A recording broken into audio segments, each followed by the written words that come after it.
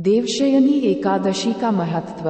ब्रह्मवैवर्त पुराण में देवशयनी एकादशी के विशेष महात्म्य का वर्णन किया गया है।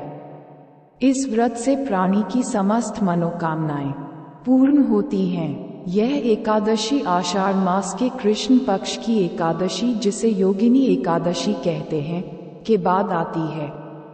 देवशयनी एकादशी व्रत कथा। देवशयनी एकादशी का महत्व। ब्रह्मवैवर्त पुराण में देवशयनी एकादशी के विशेष महात्म्य का वर्णन किया गया है। इस व्रत से प्राणी की समस्त मनोकामनाएं पूर्ण होती हैं। यह एकादशी आषाढ़ मास के कृष्ण पक्ष की एकादशी, जिसे योगिनी एकादशी कहते हैं, के बाद आती है। आषाढ़ मास के शुक्ल पक्ष की एकादशी को ही देवशयनी एकादशी कहा जाता है। इसी एकादशी से चातुर्मास का आरंभ माना जाता है। इस अवधि में कोई भी शुभ कार्य जैसे विवाह आदि नहीं किया जाता। मान्यता है कि इस दिन से भगवान श्री हरि विष्णु क्षीरसागर में शयन करते हैं और फिर 4 माह बाद उन्हें उठाया जाता है। उस दिन को देवोत्थानी एकादशी कहा जाता है। इस बीच के अंतराल को ही चातुर्मास कहा गया है। देवशयनी एकादशी को देव देवशयनी, महा एकादशी, थौली एकादशी, हरि देवशयनी, पद्मनाभा शयनी तथा प्रबोधनी एकादशी भी कहा जाता है। देवशयनी एकादशी व्रत कथा। धर्मराज युधिष्ठिर ने कहा, हे केशव, आषाढ़ शुक्ल एकादशी का क्या नाम है? इस व्रत के करने की विधि क्या है और किस देवता का पूजन किया जाता है? श्री कृष्ण कहने लगे कि हे युधिष्ठिर, जिस कथा को ब्रह्मा जी ने नारद जी से कहा था वही मैं तुमसे कहता हूँ। एक बार देवर्षि नारद जी ने ब्रह्मा जी से इस एकादशी के विषय में जानने की उत्सुकता प्रकट की। तब ब्रह्मा जी ने उन्हें बताया, सतयुग में मांधाता नामक एक चक्रवर्ती सम्राट राज्य करते थे। उनके राज्य में प्रजा बहुत सुखी थी, किंतु भविष्य में क्या हो जाए यह कोई नहीं जानता।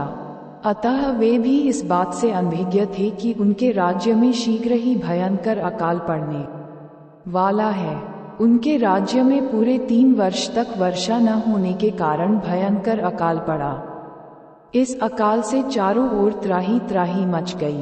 धर्म पक्ष के यज्ञ, हवन, पिंडदान, कथा, व्रत आदि में कमी हो गई। जब मुसीबत पड़ी हो तो धार्मिक कार्यों में प्राणी की रुचि कहाँ रह जाती है। प्रजा ने राजा के पास जाकर अपनी वेदना की दुहाई दी। राजा तो इस स्थिति को लेकर पहले से ही दुखी थे। वे सोचने लगे कि आखिर मैंने ऐसा कौन सा पाप कर्म किया है जिसका दंड मुझे इस रूप में मिल रहा है। फिर इस कष्ट से मुक्ति पाने का कोई साधन करने के उद्देश्य से राजा सेना को लेकर जंगल की ओर चल दिए।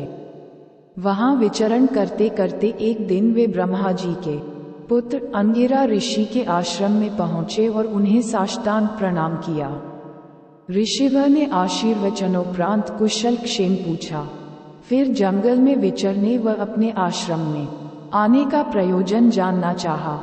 तब राजा ने हाथ जोड़कर कहा, महात्मन, सभी प्रकार से धर्म का पालन करता हुआ भी मैं अपने राज्य में दुर्भिक्ष का दृश्य देख रहा हूँ। आखिर किस कारण से ऐसा हो रहा है? कृपया इसका समाधान करें। ये सुनकर महर्षि अंगिरा ने कहा, हे राजन, सब युगों से उत्तम ये सतयुग है। इसमें छोटे से पाप का भी बड़ा भयंकर दंड मिलता है। इसमें धर्म अपने चारों चरणों में व्याप्त रहता है। ब्राह्मण के अतिरिक्त किसी अन्य जाति को तप करने का अधिकार नहीं है, जबकि आपके राज्य में एक शूद्र तपस्या कर रहा है। यही कारण है कि आपके राज्य में वर्षा नहीं हो रही है। जब तक वह काल को प्राप्त नहीं होगा तब तक ये दुर्भिक्ष शांत नहीं होगा।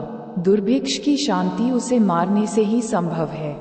किंतु राजा का हृदय एक निर्पराध शूद्र तपस्वी का शमन करने को तैयार नहीं हुआ।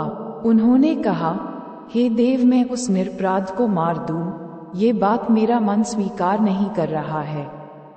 कृपा करके आप कोई और उपाय बताएं। महर्षि अंगिरा ने बताया, आषाढ़ माह के शुक्ल पक्ष की एकादशी का व्रत करें। इस व्रत के प्रभाव से अवश्य ही वर्षा होगी। राजा अपने राज्य की राजधानी लौट आए और चारों वर्णों सहित पद्मा एकादशी का विधिपूर्वक व्रत किया। व्रत के प्रभाव से उनके राज्य में मूसलधार वर्षा हुई और पूरा राज्य धन धान्य से परिपूर्ण हो गया। ब्रह्म वैवर्त पुराण में देवशयनी एकादशी के विशेष महात्म्य का वर्णन किया गया है। इस व्रत से प्राणी की समस्त मनोकामनाएं पूर्ण होती हैं। इसी तरह की आध्यात्मिक कहानी या भक्ति भाव या आरती के लिए हमारे चैनल A2Z ग्रोथ को सब्सक्राइब करें और इस वीडियो को लाइक करें। भगवान के चरणों में अपनी प्रार्थना अर्पण करें।